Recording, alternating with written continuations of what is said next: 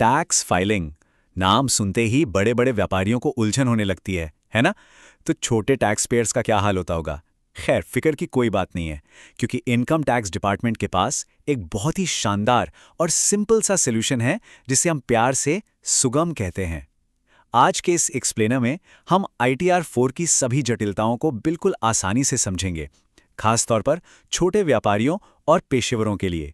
तो चलिए, बिना किसी देरी के शुरू करते हैं। जैसा कि आप स्क्रीन पर देख सकते हैं, आज का हमारा एजेंडा बहुत ही क्रिस्प है। हम ITR 4 के बेसिक से शुरू करेंगे, इसकी एलिजिबिलिटी देखेंगे, प्रिजम्प्टिव टैक्सेशन स्कीम को समझेंगे और फॉर्म का पूरा स्ट्रक्चर और फाइलिंग प्रोसेस डिकोड करेंगे। और हाँ, आखिर में इसके फायदे और नुकसान दोनों पर जरूर बात होगी। तो सबसे पहले आते हैं हमारे पहले पॉइंट पर। आखिर ये ITR 4 यानी सुगम असल में है क्या? देखिए, अगर आप एक छोटे दुकानदार हैं या फ्रीलांसर हैं, तो रोजाना के हर एक खर्च की रसीद संभालना और डिटेल्ड अकाउंट्स मेंटेन करना सच में सरदर्द वाला काम है। यहाँ पर यह 50 लाख का आंकड़ा गेम चेंजर बन जाता है। ITR 4 फॉर्म खास तौर पर उन resident individuals, Hindu undivided families यानी HUFs और फर्म्स के लिए बनाया गया है जिनकी सालाना आय 50 लाख की सीमा तक होती है। ये सबसे बेसिक रूल है, इसको बिल्कुल ध्यान में रखिएगा। तो एसेंशियली ITR 4 एक ऐसी सुविधा है जहां आप बिना लंबे चौड़े हिसाब किताब के अपनी रिटर्न फाइल कर सकते हैं। इसे ऐसे समझिए, मान लीजिए कोई छोटे ग्रोसरी स्टोर के मालिक हैं जिनकी सालाना आय 20 लाख रुपए है। अब उन्हें कॉम्प्लेक्स टैक्स ऑडिट्स में पढ़ने की बिल्कुल ज़रूरत नहीं है। वो इस फॉर्म का इस्तेमाल करके बड़ी आसानी से अपनी बिजनेस इनकम रिपोर्ट कर सकते हैं। और अगर उनकी कोई सैलरी या एक हाउस प्रॉपर्टी से भी आए हैं तो वो भी इसमें शामिल की जा सकती है। अब बढ़ते हैं आगे। फॉर्म चाहे कितना भी सरल क्यों ना हो, इसकी एलिजिबिलिटी और शर्तें बहुत ही स्पेसिफिक हैं। आइए देखते हैं किन लोगों को इसका फायदा मिल सकता है। अब यहां ध्यान दीजिए, सबसे इंटरेस्टिंग पॉइंट यह है कि लिमिटेड लायबिलिटी पार्टनरशिप्स यानी LLPs को इस फॉर्म से पूरी तरह बाहर रखा गया है।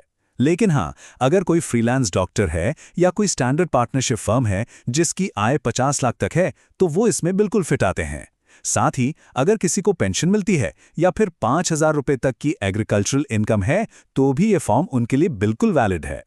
लेकिन रुकिए, ये जानना भी उतना ही जरूरी है कि किसे इस फॉर्म को यूज करने की इजाजत नहीं है। अगर इनकम 50 लाख रुपए से 1 रुपया भी ज्यादा है, तो समझिए ITR 4 का रास्ता वहीं बंद। इसके अलावा अगर कोई किसी कंपनी में डायरेक्टर है, अनलिस्टेड शेयर्स में पैसा लगाया है या आजकल के ट्रेंड के हिसाब से क्रिप्टो यानी वर्चुअल डिजिटल एसेट्स में निवेश करते हैं, तो ये फॉर्म उनके लिए नहीं है। फॉरेन इनकम वालों को और एक से ज्यादा हाउस प्रॉपर्टी वालों को भी दूसरा फॉर्म ही चुनना पड़ेगा। ऑलराइट, अब आते हैं ITR 4 के सबसे पावरफुल हिस्से पर, प्रिजम्प्टिव टैक्सेशन स्कीम। यह असल में इस फॉर्म का कोर इंजन है जो आपका बहुत वक्त बचाता है। तो ये स्कीम आखिर है क्या? देखिए, सेक्शंस 44AD, 44ADA और 44AE के तहत आने वाली ये स्कीम छोटे टैक्स पेयर्स को daily books of accounts maintain करने की हेडेक से बचा लेती है। इसका मतलब है कि सरकार एसेंशियली आपके बिजनेस का एक स्टैंडर्ड प्रॉफिट मार्जिन प्रिज्यूम कर लेती है, यानी मान लेती है। तो रिजल्ट क्या हुआ? आप हर छोटे मोटे खर्च की रसीद जमा करने की झंझट से पूरी तरह आज़ाद हो जाते हैं। और ये स्लाइड एक बहुत ही ब्रिलियंट पॉइंट दर्शाती है कि गवर्नमेंट डिजिटल पेमेंट्स को कितना पुश कर रही है। नॉर्मल बिजनेस में सेक्शन 44AD के तहत स्टैंडर्ड टर्नओवर लिमिट 2 करोड़ रुपए है।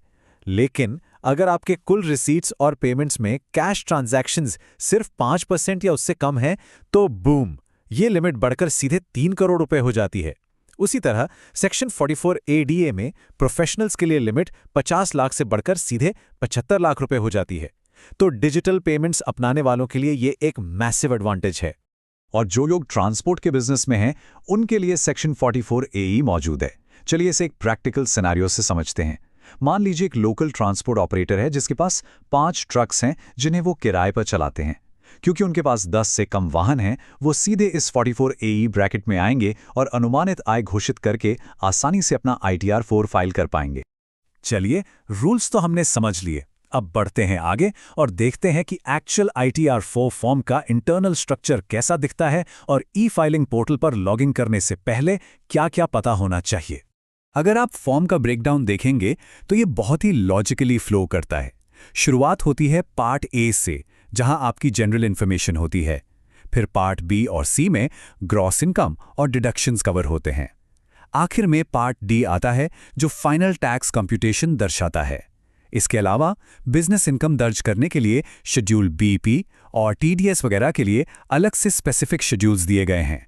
खैर, फॉर्म भरते वक्त कुछ खास बातों का ध्यान रखना बेहद जरूरी है।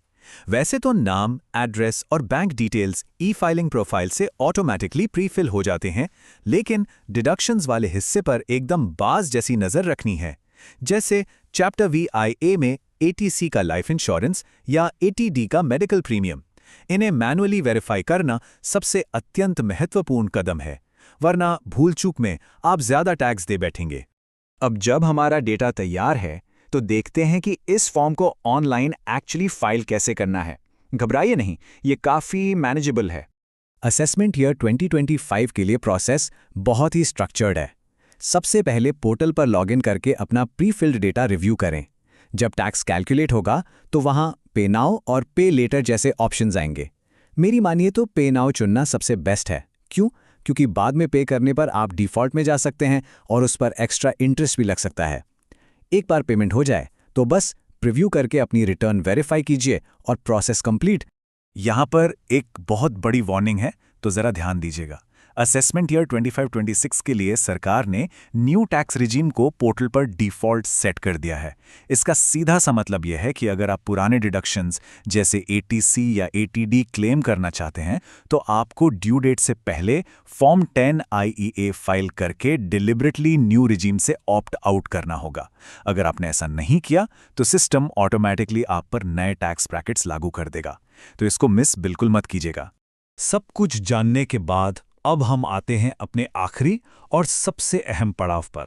ITR 4 यानी सुगम के असल फायदे क्या हैं और इसकी क्या सीमाएं हैं, क्योंकि हर किसी के लिए ये बेस्ट फिट हो ज़रूरी नहीं। तो सबसे अहम मुद्दा ये है, इस समरी को देखिए। एक तरफ तो ये फॉर्म आपकी फाइलिंग को सुपर इजी बनाता है और कंप्लायंस कॉस्ट बचाता है, लेकिन दूसरी तरफ इसके कुछ कठोर फाइनेंशियल ट्रेड ऑफ्स भी हैं, जिनका इवैल्यूएशन करना किसी भी व्यापारी के लिए आगे बढ़ने से पहले बेहद ज़रूरी है। अगर हम ज़मीनी हकीकत की बात करें तो सुगम का सबसे बड़ा फ़ायदा यही है कि आपको रोज़ाना का हिसाब किताब मेंटेन करने और भारी टैक्स ऑडिट से कंप्लीटली आज़ादी मिल जाती है। लेकिन इसकी सबसे स्ट्रिक्ट सीमा यह है कि आप अपने रियल वर्ल्ड बिजनेस खर्चों को एक्चुअल अमाउंट में क्लेम नहीं कर सकते। और फर्ज कीजिए अगर आपके बिजनेस में इस साल भारी नुकसान हुआ है तो ITR 4 उस लॉस को आने वाले साल में कैरी फॉरवर्ड करने की इजाज़त नहीं देगा। ऐसी सिचुएशन में ITR 4 चुनना नुकसानदायक हो सकता है। तो एंड में ये सवाल ज़रूर उठता है, क्या स्ट्रिक्ट अकाउंटिंग ऑडिट्स और रोज़ाना की रसीदें मेंटेन करने से बचने में जो वक्त और पैसा बचता है, क्या वो हकीकत में एक्चुअल बिजनेस एक्सपेंसेस को क्लेम ना कर पाने की कॉस्ट से बड़ा है? इसका कोई एक सीधा जवाब नहीं है। हर बिजनेस और पेशेवर को अपने फाइनेंशियल फिगर्स का खुद एनालिसिस करना होगा। उम्मीद है इस एक्सप्लेनर से आपको ITR 4 के सभी पहलुओं को समझने में मदद मिली होगी। अपने आंकड़े देखिए, समझिए और फिर ई-फाइलिंग पोर्टल पर अपना सही फैसला लीजिए। इस विश्लेषण के लिए बस इतना ही। आपसे मिलेंगे अगले एक्सप्लेनर में। तब तक के लिए धन्यवाद।